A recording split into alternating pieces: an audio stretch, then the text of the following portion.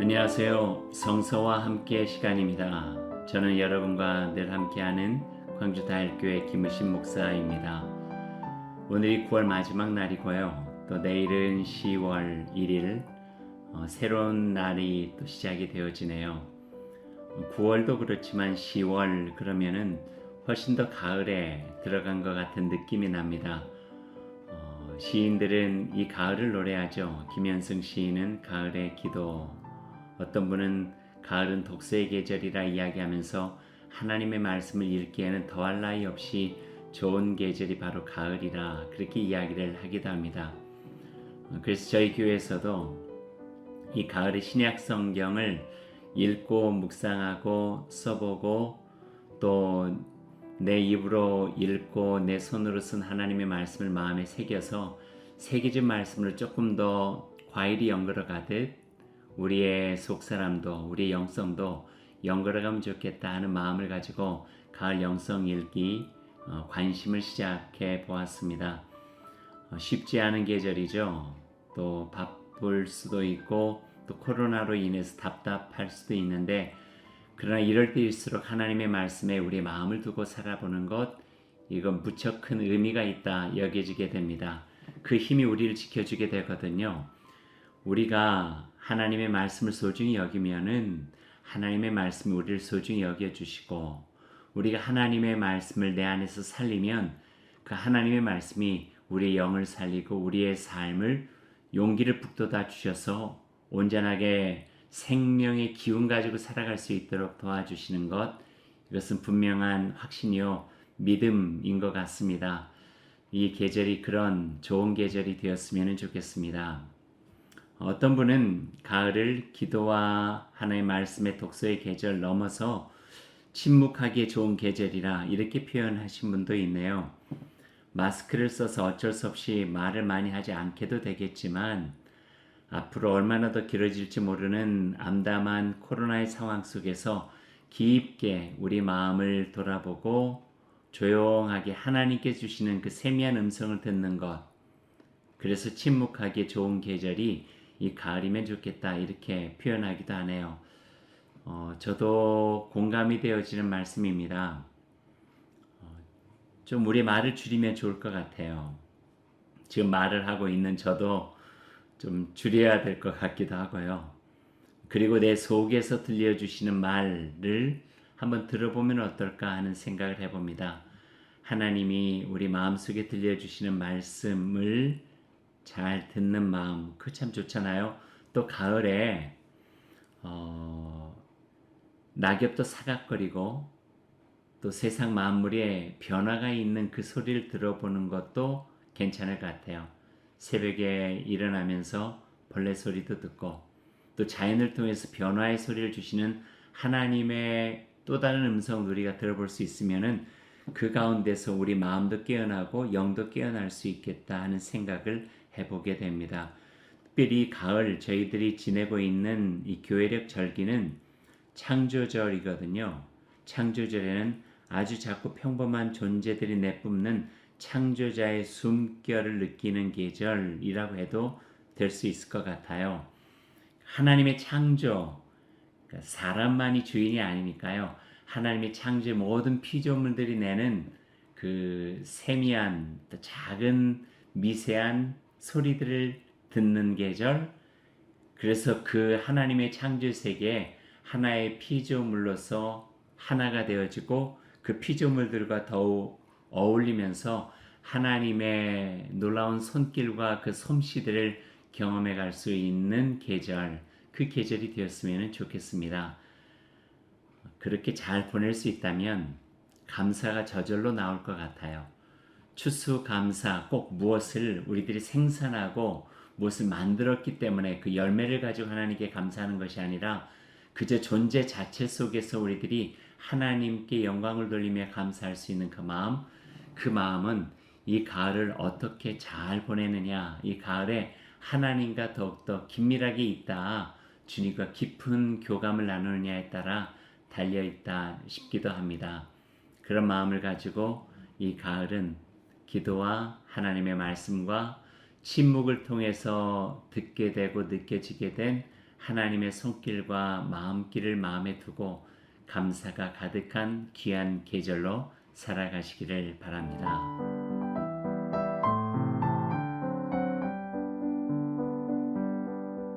이제 오늘 여러분과 함께 나눌 내용은요, 성서와 성서 중간, 특별히 구약과 신약의 중간에 있는 신구약 중간기라 이야기할 수 있겠습니다. 조금 더 구체적으로 이야기하면은 말라기 4장에서 마태복음 1장 사이의 그 내용이죠.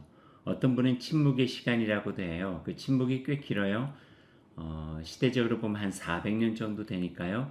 그 400년의 침묵의 시간, 성서 속에서는 그 어떤 기록도 없는 시간이긴 하지만 그 중간기를 잘 살피는 것은 구약을 마무리하고 또 신약 성경 복음서를 준비해 나가는 우리에게 무척 중요한 내용이 바로 이 중간기에 담겼다, 이렇게 이야기할 수 있을 것 같습니다. 침묵의 시간 아니에요. 400년은요 뭔가 준비의 시간이기도 하고요, 그 준비를 통해 가지고 예수 그리스도 그 메시아의 시작이 되어진 그 기간이 바로 신구약 중간기, 말라기 4장에서 마태복음 1장의 사이라, 이렇게 볼 수 있을 것 같습니다. 이 기간이 중요한 것은요, 이 시간들 속에서 신약 시대가 준비가 되고요, 성경의 바른 이해를 위한 열쇠를 만드는 시간이라 저는 이렇게 표현하고 싶어요. 그래서 신약의 문을 여는데, 복음서를 여는데 이 신구약 중간기의 열쇠가 없이는 열어도 그 안에 있는 것들을 제대로 알지 못하는, 그래서 잘 열 수 있도록 그 키를 신구약 중간기에 주었다, 이렇게 이야기할 수도 있죠. 시대적으로는요, 성경에 기록되지 않은 역사의 역동적인 변화가 일어난 시기로 제국의 흥망기, 이렇게 표현해 볼 수 있을 것 같습니다. 그 제국의 흥망기가 바로 신구약 중간기입니다. 성서적으로 시대를 한번 살펴보면은요, 이전에 구약을 이야기하면서 여러분에게 말씀드린 적이 있는데, 창조의 시대, 그리고 창조와 족장 시대, 율법 시대, 율법 시대는 사사 시대로 연결되고요, 사사 시대가 마무리되어지면서 왕과 예언자가 나타나죠. 그래서 왕조 전승, 예언자 전승하면서 두 중요한 물줄기가 하나가 되어졌다, 나누어졌다 하는 그 이야기로 여러분에게 소개해드린 적이 있습니다. 왕과 예언자 시대 때 중간중간에 묵시의 시대가 있었고요, 그 묵시의 시대를 넘어서 말라기와 마태복음 1장이 400년 침묵의 시대라고 준비의 시대를 이야기하고, 그리고 메시아 시대, 메시아를 넘어서 제자와 사도의 시대, 그리고 성령과 함께하는 교회의 시대, 이렇게 성경의 시대적인 배경들을 이야기해 볼 수 있을 것 같아요.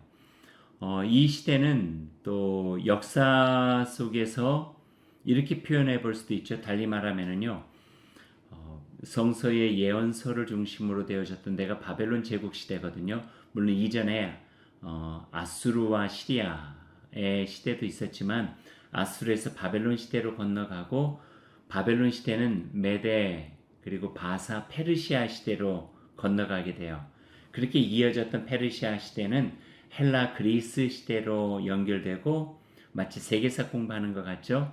알렉산더의 헬라가 끝나면서 네 왕조로 바뀌어지게 되잖아요. 나눠지면서 주로 유대 땅 팔레스타인을 중심으로 해서는 프톨레미 왕조와 셀루커스 왕조의 어떤 서로의 갈등과 또 제압하기 위해서 그 시간들이 있었고요. 그리고 그 이유는 이제 로마의 시대로 연결되어집니다. 그 역동적인 제국의 흥망기와 변화의 역사 속에 신구약 중간기 400년이 존재하고 있습니다. 그 시대를 조금 더 성서 시대의 마무리를 한번 보면, 페르시아의 왕들의 이야기는 그 신구약 중간기와 겹쳐가지고 성서 속에서 표현되어지는 왕들이 있어요. 소개하고 있는 고레스 왕도 있었고요, 또 다리오 왕도 있었어요. 다리오 왕 시대 때에 활동한 예언자는 학개, 스가랴 선지자가 활동을 했고요. 또 아수에로 왕이라고 나와요. 에스더 시대 때죠. 이때 우리가 잘 아는 그 팁을 하나 드리면은 300이라고 영화에 크세르크세스 왕이 바로 아하수에로 왕이에요. 불임절의 기원도 여기에서 있고요. 또 스파르타, 아테네도 같이 마게도니아에서 연결되어졌던 시대와 동시대고요. 살라미스 해전에서 패배한 후에 아하수에로 왕은 부하에게 살해당하게 되죠. 그 이후에 이제 아닥사스다 왕, 그 왕 시대 때 우리가 잘 아는 느헤미야와 에스라 선지자가 활동하게 되었죠. 이 시대의 또 하나의 특징은 많은 분들이 그렇게 철학 사상가들이 이야기를 해요. 우리가 역사 속에 가장 그 사상가가 많이 났던 시대를 BC 8세기에서 2세기로 이야기를 하고 그때 많은 역동적 변화 속에서 사상과 철학이 많이 나오고 사상가와 철학가들도 많이 나온 시대라고 이야기를 하고 있어요. 우리가 잘 아는 공자, 맹자, 중국의 철학자 사상가도 이 시대 사람이고요. 플라톤이나 소크라테스 그리고 알렉산더의 스승이었던 아리스토텔레스나 또 수학하면 나오는 피타고라스, 히포크라테스 다 이런 철학자들이 이 시대에서 활동했던 사람들입니다. 그래서 결코 400년의 신구약 중간기는요 멈춰져 있는 시간이 아니라 굉장히 요동치고 역동적인 일들이 있었던 시대가 바로 신구약 중간기 그 400년이라 하는 이해를 가지고 오늘 이 중간사를 같이 이야기를 해보면 좋을 것 같습니다. 이제 신구약 중간기의 중요한 내용들을 여러분과 함께 나눠보죠. 신구약 중간기에 일어났던 굉장히 중요했던 부분들 몇 가지를 여러분에게 소개해드리죠. 그 시대를 어떻게 표현할 수 있겠는가? 첫 번째는요. 신약 성서의 밑그림이 그려지는 시대라 이렇게 표현할 수 있을 것 같아요. 그러니까 바탕이 되어지죠. 구약에서 언급되지 않았던 단어들이나 부류나 사람들이나 그룹이나 회의기구나 뭐 이런 굉장히 중요했던 부분들이 갑자기 복음서에는 나타나게 되거든요. 신약성서에. 근데 그 신약성서의 밑그림이 바로 이 신구약 중간기 400년이라고 하는 기간 동안에 그려지게 된다는 거예요. 예를 들어 볼게요. 신약성경을 보다 보면은 사내들인이라고 하는 단어가 나와요. 구약에는 볼 수가 없었던 단어예요. 최고회의죠. 그러니까 70명 정도가 그 지도그룹들이 모여가지고 마지막 판결을 하고 있는 회의 사내들인이에요. 또 마카비 전쟁 후에 하누카, 하스몬 왕조, 하시딤 이거는 신약 성경이 시작되기 전 한 200년 전에 있었던 일들이고 신구약 중간기에 있었던 것이거든요. 그러니까 그것을 잘 알아야 그 뒤에 그 경건주의자들이나 바리사이, 그러니까 구별됐다 바리새파들이 어떻게 형성이 되어지고 그들의 뿌리와 근원은 어디인가 이거에 대해서도 신구약 중간기를 알지 못하면은 우리가 알 수 없는 일들이에요.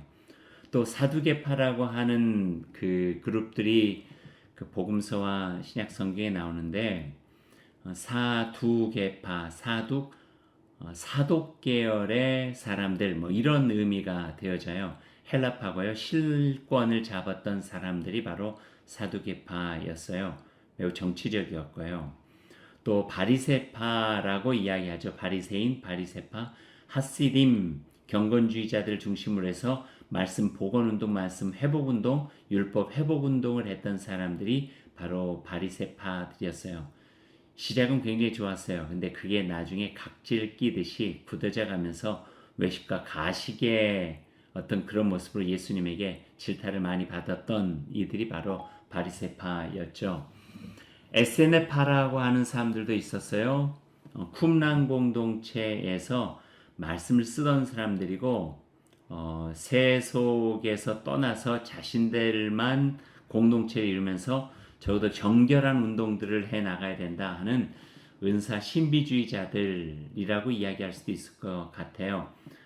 세례 요한도 이 SNF파에 속했다 하는 이야기를 하는 학자들이 많이 있어요.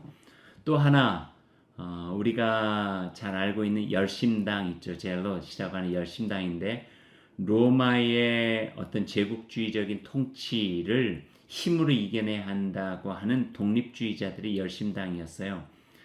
여기에 연결해서 신약 복음서를 이렇게 보다 보면 강도라고 하는 말이 나오는데 이건 로마의 시각이고요. 때로는 그 강도라고 하는 예수님 십자가 달리실 때 좌우에 있었던 강도들이 있었잖아요.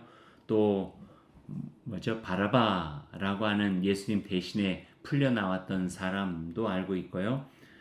강도라고만 하지만 그들은 어떻게 보면 독립운동가라고 표현할 수도 있겠죠. 그래서 어떤 학자는 그 예수를 중심으로 한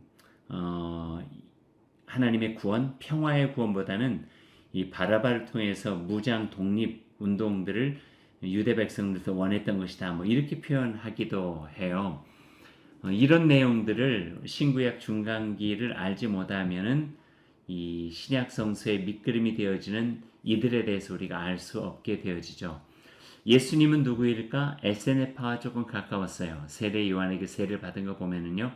그런데 그 후에는 독립적인 메시아적 삶을 살아가게 되었다. 이렇게 표현해 볼 수가 있고요.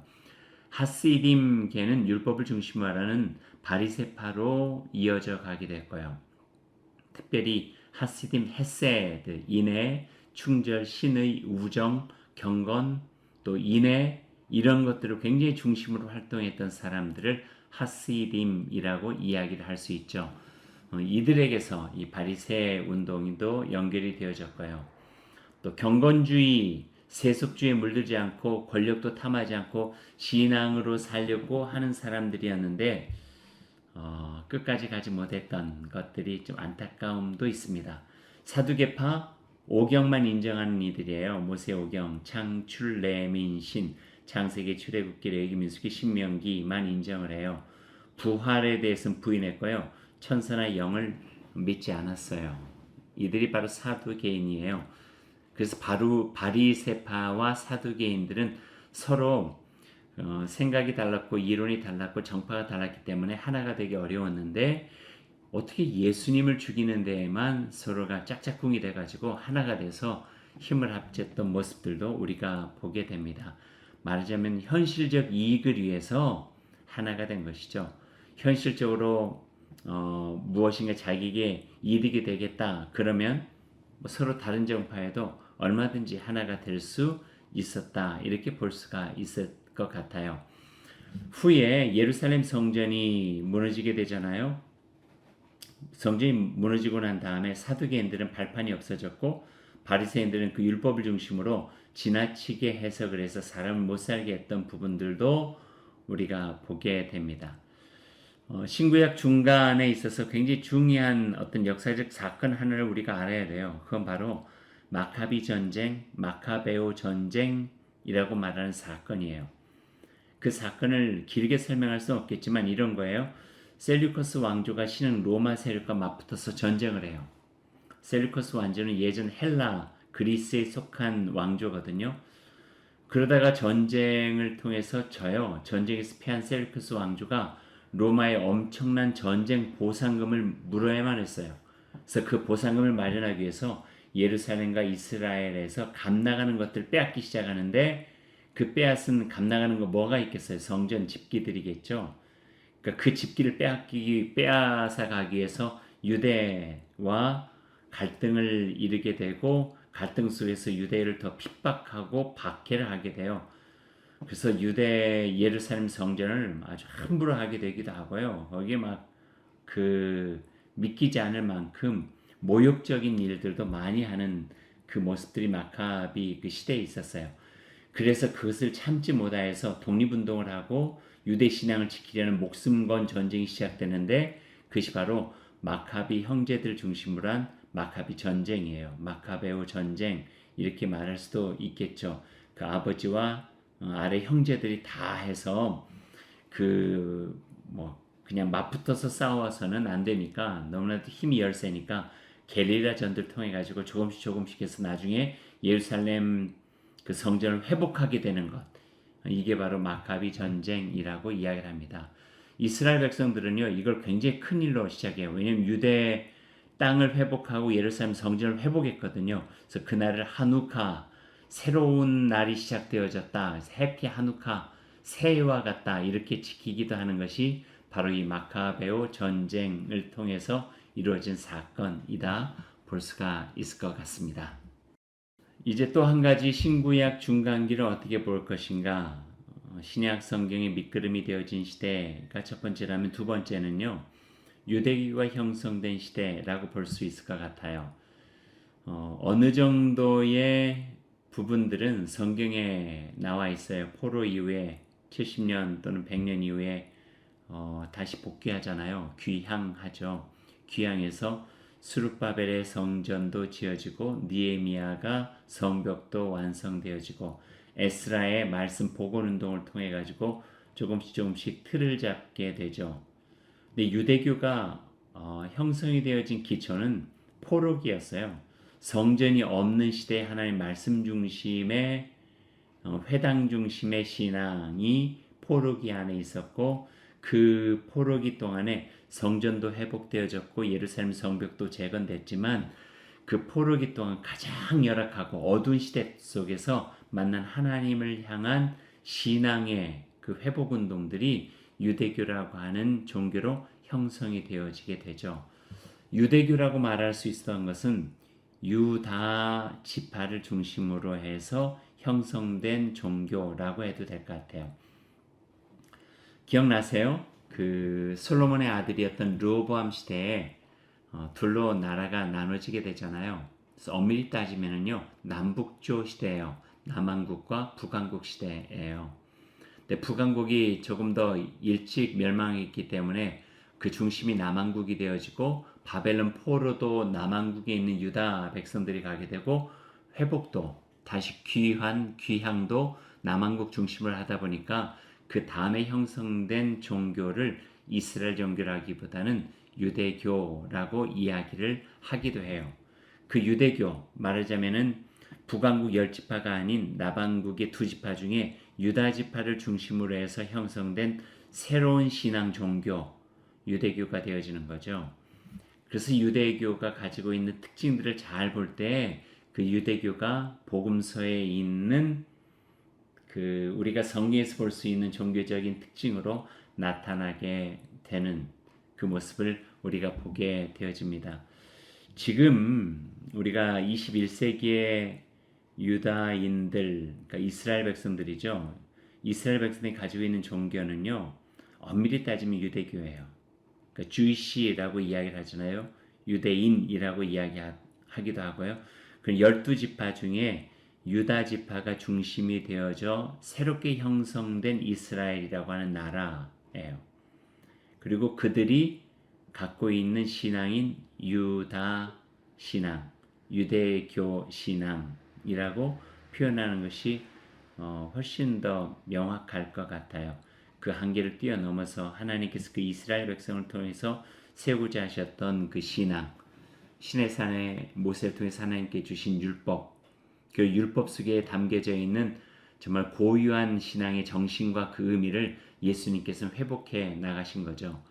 그래서 성서는 예수님께서는 율법을 폐하려고 오신 분이 아니라 율법을 완성하러 왔다. 그러니까 조각이 되어진 율법을 다시 회복하고 복원하여 이 온 누리 이 세상을 향한 하나님의 정신으로 하나님의 나라를 회복하기 위한 예수 그리스도의 그 사역을 우리가 보게 되는 그 내용이 바로 신약 성경 속에 담겨져 있습니다. 두 번째 유대교가 형성된 시대가 바로 신구약 중간기라고 이야기를 할 수 있었습니다. 세 번째는 간단하게 이야기할 수 있을 것 같아요. 침묵의 시대가 아닌 부활을 준비하는 무덤과 같은 시대. 여러분 느낌 오시죠? 제가 이 이야기를 할 때요. 예수님 십자가에서 돌아가시잖아요. 돌아가시는데 부활하시기까지 며칠 동안의 시간이 필요하셨어요. 사흘 만에 부활하셨으니까요. 어떤 그 학자들이 그렇게 표현을 하는 거예요. 메시아를 준비하는 시대. 그러니까 죽음과 부활 사이에 있는 시대가 바로 신구약 중간이다. 그러니 깜깜한 그 칠흑과 같은 어둠 속에 있었던 무덤 속처럼 침묵이지만 그러나 그 안에서 새벽의 기운, 신새벽의 기운이 차올라서 무덤문을 열고 예수 그리스도께서 부활하신 모습으로 나타나셨듯이 바로 이 400년의 기간은 구약에서 무덤에 들어가 새로운 신약을 시작하는 기간으로 볼 수도 있다. 이렇게 표현을 하기도 하네요. 가끔 인용하는 헨리 나우인이라고 하는 신학자가 있어요. 제가 토론토에서 공부도 하고 이민 목회도 했는데요. 거기에서 한 30분 정도 올라가면은 그 리치몬드 힐이라고 하는 지역이 있어요. 그 리치몬드 힐에 데이브레이크라고 하는 그 장베니에의 라르쉬라고 하는 그거 연결되어져 있는 그 라르쉬는 그 노아의 방주라고 하는 뜻이거든요. 이제 그곳을 해서 장애인 공동체가 있어요. 복합 장애인들을 돌보는 곳이에요. 거기에서 한 10년 동안 그 헨리 나우엔이 그 북미의 교수 생활을 그만뒀고 장애의 우를 돌보면서 책을 많이 썼죠. 그게 우리에게 영성과 관련돼서 많이 읽히는 책이기도 하고요. 그 이름이 데이브레이크예요. 데이브레이크. 그러니까 우리 말로 하면은 새벽 이슬, 아침 이슬, 뭐 이렇게 이야기할 수 있겠죠. 그러니까 아침을 깨는 거죠. 그러니까 어둠을 깨고 아침이 되어질 때 데이브레이크라고 이야기를 하곤 있는데요. 말하자면 말씀으로 아침을 깨면 데일리 브레드하고도 연결할 수 있겠죠. 그러니까 신구약 중간기는 마치 데이브레이크다. 새로운 시대를 열어가는 그 준비 기간이다. 어둠에서 그 새벽으로 이어지는 어떤 순간, 이거를 신구약 중간기다. 뭐 이렇게 표현하는 사람들도 있어요. 그렇게 이해해 보면은요, 어느 정도 그 신구약 중간기에 대해서 잘 표현하고 있다. 이렇게 표현해도 될 수 있을 것 같습니다.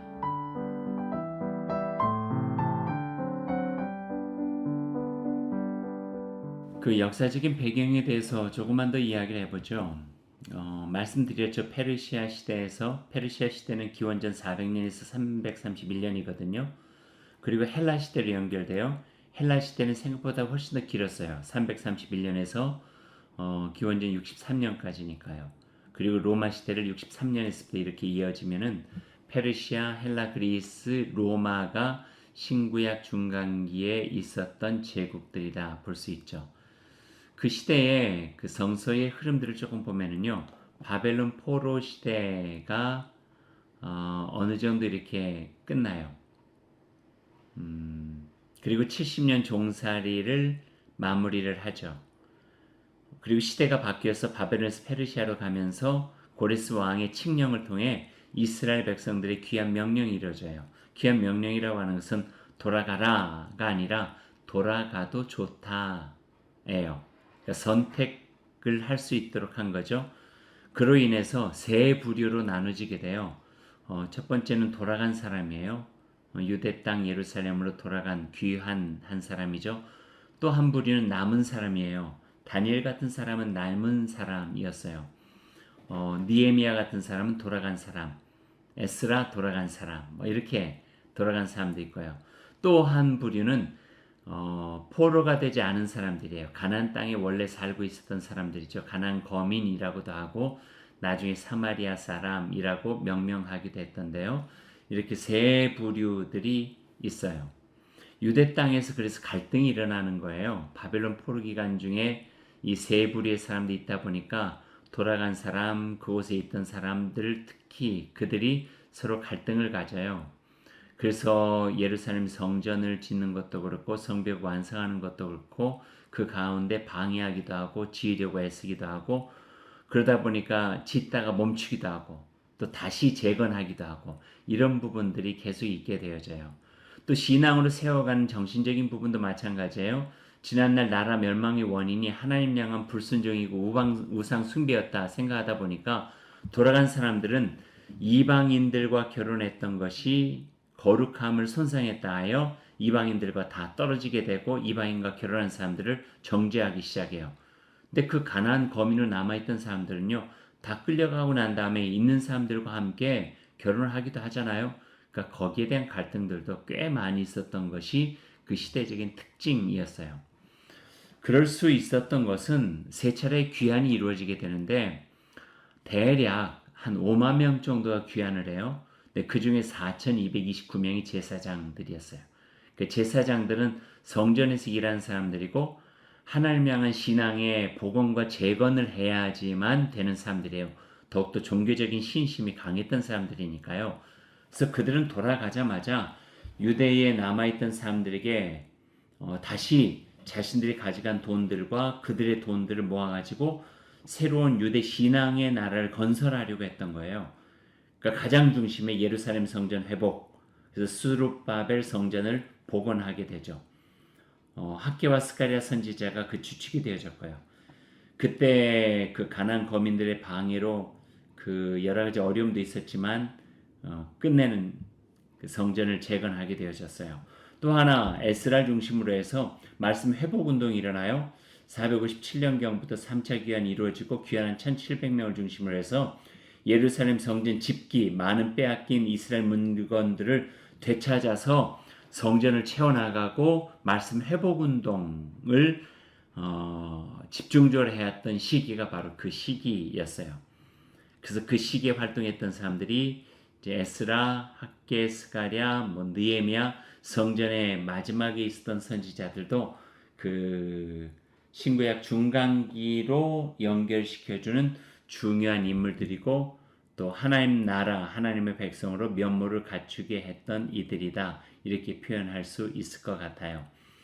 더불어 귀환했지만 그대로 되나요? 아니죠. 외부의 광대국의 영향들도 많이 받게 돼요. 원래 포로 귀환을 하긴 했지만 이스라엘 유다가 약한 나라였잖아요. 그 팔레스타인 지역은요. 강대국의 열강의 갈등 속에 한복판에 있었던 나라이기도 했으니까요. 특별히 400년간은 조금 전에 표현했듯이 페르시아에서 헬라 그리스로 또 4개 왕조로 나눠지고 또 로마로 굉장히 전쟁도 많이 있었고 강대국의 영향을 많이 받을 수밖에 없었던 시대가 그 시대였어요. 그래서 어쩌면 400년의 침묵의 시간이 될 수밖에 없었던 그런 배경이 되어지기도 하고요. 그러니까 그 기간을 우리들이 잘 살펴보는 것도 신약 성서의 문을 열어가는 굉장히 중요한 키를 우리가 알 수 있는 부분도 될 수 있을 것 같습니다. 신구약 중간기를 이야기하면서 빼놓을 수 없는 인물 한 사람이 있어요. 굉장히 유명한 사람이에요. 또 영화의 제목으로도 나왔던 사람이고요. 누굴까요? 바로 알렉산더예요. 헬라의 알렉산더, 그리스의 알렉산더, 마케도니아의 알렉산더. 알렉산더와 아리스토텔레스 스승과 제자였고요. 알렉산더는 무장이었지만 아리스토텔레스에게 받았던 정신적인 철학을 통해 가지고 알렉산더가 추구했던 헬라, 그리스라고 하는 나라는 매우 특징적이었어요. 그러니까 알렉산더가 점령하는 나라마다 그 그리스 헬라 문화를 접목시켜서 부흥하고자 했던 그런 마음이 있었거든요. 그래서 알렉산더가 가는 많은 나라에서는요, 그 그리스가 추구했던 특별히 아리스토텔레스를 가지고 있었던 헬라 철학과 헬라 문화가 굉장히 많이 그들에게 퍼지게 돼요. 그리고 그 알렉산더 제국 안에서 생활 양식이나 학문이나 체육, 예술, 문화 모든 곳에서 그 문화적 통일화, 또 학문의 통일화, 또 유럽과 아시아를 서로 연결시켜 나갈 수 있는 동일한 문화적인 배경들이 이 속에 있었던 것들도 보게 돼요. 예수님 시대 때에도 헬라인이라고 있었잖아요. 그리스인이라고 하는 뜻이기도 하고요. 헬라의 철학과 문화를 많이 그 경험했던 이들이라고 이야기할 수 있어요. 대표적인 사람이 바울 사도죠. 그러니까 바울은 헬라어를 하고 헬라인이었고 물론 유대교적 신앙의 기초를 가지고 있었지만 그의 신약 성서의 내용들을 보면요. 헬라의 철학을 알지 않고는 헬라의 문화를 알지 않고는 이해할 수 없는 내용들이 꽤 많이 나온다. 그래서 신구약 중간기에 형성된 헬라 문화, 헬라 철학 우리가 알지 않고는 그 성서의 배경과 바탕을 이루고 있는 그 철학적 사조들을 우리가 이해할 수 없다 하는 것도 우리가 알 수 있어야 될 것 같습니다. 알렉산더 누구입니까? 25살에서 33살까지 8년밖에 안 돼요. 굉장히 엄청난 일을 했지만 마게도니아를 발판으로 동으로는 아시아, 페르시아 지역에서 이란, 인도, 중국, 황하강까지 점령했고요. 남쪽으로는 지중해 연안의 모든 나라들과 시리아, 이집트, 아프리카 일부까지 점령해냈어요. 엄청나잖아요. 마케도니아 군대를 이루었던 거죠. 그 마케도니아 군대가 그 헬라의 엄청난 나라들을 제국을 형성해 나가게 되었죠. 특징적인 것은 그 알렉산더가 자기 이름을 따서요. 점령한 나라마다 알렉산드리아라고 하는 도시를 세워요. 알렉산드리아의 도시라고 하는 그런 의미겠죠. 지금 남아있는 것은 그렇게 많지 않지만 알렉산드리아는 그 당시에 30개나 됐어요. 우리가 잘 알고 있는 알렉산드리아 그 유명한 도시는요. 북아프리카 쪽에 있는 알렉산드리아를 이야기하고 있어요. 요즘 로마, 비잔틴, 이스탄불이죠. 그리고 알렉산드리아라고 말할 때는 바로 그렇게 연결되어질 수 있는 거죠. 그리고 마케도니아 군대, 알렉산더의 군대가 점령하고 알렉산드리아를 도시를 건설하고 결혼 정책을 통해 가지고 아시아와 유럽인의 인종 통합을 만들고요. 그리고 헬라어를 세계화 시켰던 거예요. 그래서 우리가 읽고 있는 성경도 그 당시에 헬라어로 만들어진 성경이 신약 성서의 기초가 되어지기도 했고요. 특별한 거 하나는 그 알렉산더를 중심으로 그 형성된 헬라 문화에는요, 굉장히 두 가지의 특징적인 문화가 있어요. 하나는 요즘에도 많이 쓰고 있는 언어인데요. 심포지움과 또 하나는 김네지움이에요. 심포지움은 학문의 장이고 김네지움은 그 육신의 체력을 기르는 체육의 장이었어요. 그래서 어느 곳이나 알렉산드리아 뿐만 아니라 어느 곳이나 헬라 제국 형성된 나라에는 그 도시에는 심포지움이 열렸고 김네지움이 있었어요. 심포지움이 있어가지고 그들의 사상과 철학을 논의해요. 이야기를 해요. 그리스 신화 이런 철학들 이런 것들을 계속 이야기를 해요.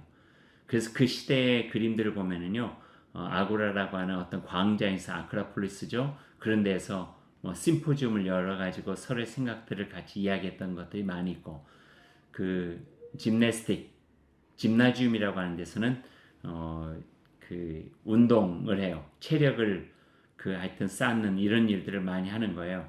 또 그걸 통해 아주 경기를 하기도 하고요. 이런 체력과 학문을 바탕으로 해서 알렉산더의 헬라 문화와 헬라 체력이 형성되어졌다 하는 것들도 볼 수가 있죠. 바울 서신을 보면은요, 경기장에 대한 비유들이 많이 나오는데 바로 그 짐나지움이라고 하는 곳에서 이루어지는 일들에 대한 표현이라고 봐도 될 것 같습니다. 그럼 알렉산더 이후에는 어떻게 됐는가? 33살 빨리 죽잖아요. 그러다 보니까 4개 왕조로 나눠지게 되고 특별히 팔레스타인을 중심으로 한 프톨레미 왕조, 셀루커스 왕조의 갈등이 있고 어느 때는 프톨레미 왕조가 어느 때는 셀루커스 왕조가 자신의 세력을 넓히기 위해서 팔레스타인을 점령해 나가는 모습들을 보게 되는 거죠. 그 중에 기억할 만한 왕 에피파네스라고 이야기하는 안티오코스 4세, 가장 악랄한 왕, 유다 예루살렘 성전에 막 함부로 모욕적인 돼지는 그들에게 있어서 굉장히 혐오하는 불결한 짐승인 돼지 기름을 가지고 막 해가지고 유대인들과 그 신앙을 모욕했던 그 왕으로 기억하고 있죠. 그래서 못 참아 마카베오 형제들이 저항운동을 일으키고 게릴라 전쟁을 통해 가지고 유대 성전과 예루살렘을 다시 회복하게 된 것이죠. 그 전쟁 조금 더 설명해 드릴까요? 아버지는 마따디아예요.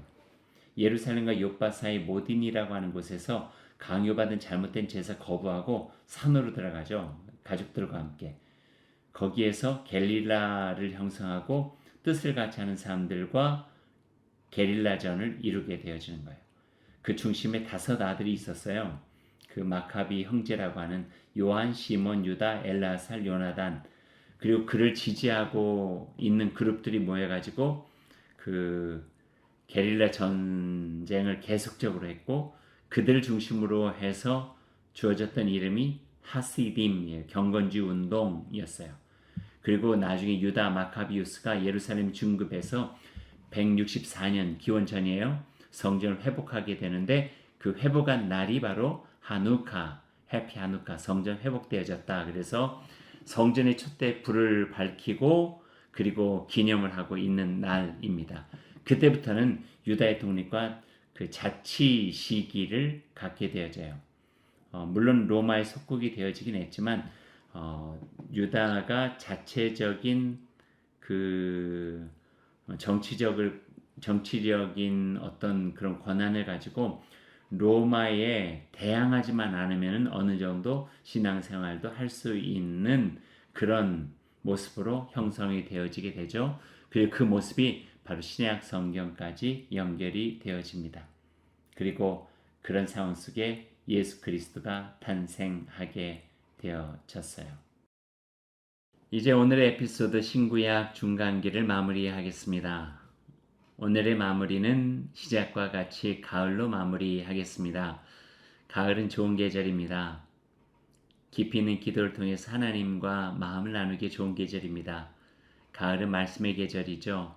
하나님의 말씀을 읽어가면서 그 행간 속에 담겨져 있는 하나님의 그 마음과 하나님의 꿈을 우리가 느끼기에 충분한 계절이 바로 가을입니다. 그리고 또한 가을은 침묵의 계절입니다.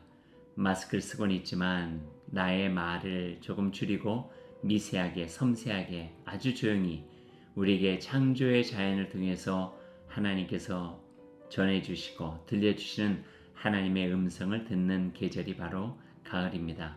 이 가을에 세상 만물이 연그러 가듯이 여러분의 심령도, 여러분의 신앙도, 여러분의 삶도 더욱더 복되고 아름답게 연그러 가기를 소망합니다. 그런 삶 가운데 이 어려움을 이겨낼 수 있는 힘과 또 하나님 안에서 이 세상 우리에게 주어진 인생을 복되게 살아갈 수 있는 기쁨과 행복이 가득하기를 소망합니다. 이제 마무리하겠습니다. 평화 인사를 전합니다. 이 가을에 여러분의 삶 가운데 주께 주시는 은총과 사랑 가득하고 기쁨으로 살아가는 하늘 행복 누릴 수 있기를 소망합니다. 지금까지 성서와 함께 저는 광주대학교의 김우신이었습니다.